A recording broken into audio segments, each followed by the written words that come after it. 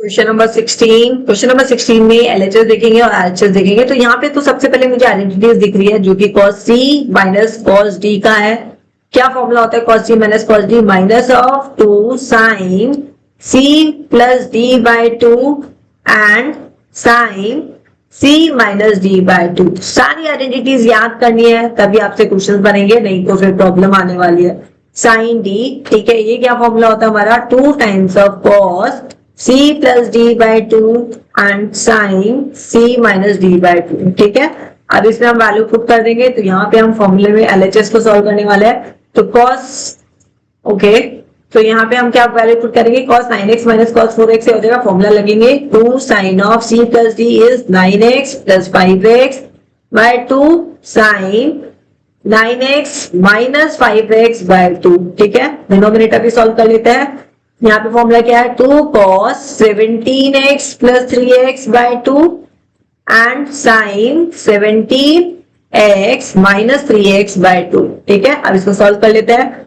यहाँ पे हम सॉल्व करेंगे तो हमारे पास में क्या आएगा? माइनस 2 से 2 कैंसिल कर दे, चलेगा। ठीक है, तो minus sine 9x plus 5x is 14 divided by 2 7x sine 9x minus 5x is 4x divided by 2 is 2x। ठीक है, ये हमने सॉल्व कर लिया। नाउ डिनोमिनेटर भी सॉल्व कर लेते हैं। cos 17 plus 20 divided by 2 is 10x sin 17 minus 3 is your 14x क्या हो जाएगा? Divided by 2 is 7x। तो ये हो गया 7x sin x 7x cancel.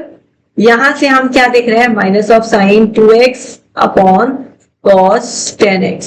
हाँ जी, यही हमारा आरएचएस। चेक कर लेते हैं, sin 2x and cos 10x, this is our RHS, hence verified. हमारा आंसर आ चुका है। Got it guys?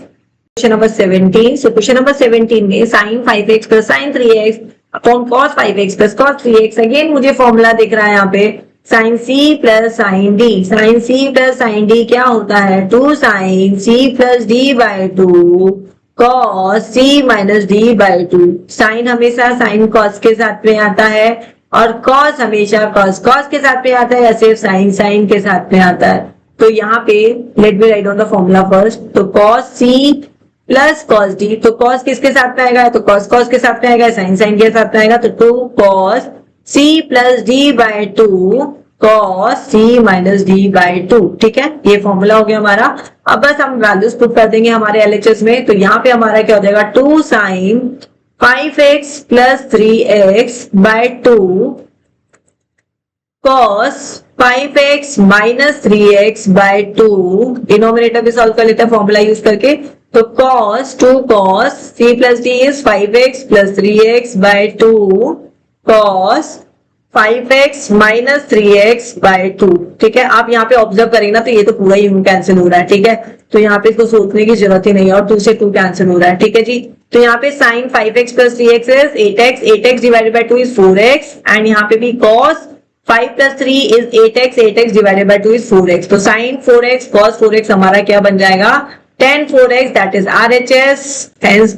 ठीक है, देख लेते हैं। तो tan 4x ही है। Yes, we got the answer और हमने इसको प्रूव कर दिया।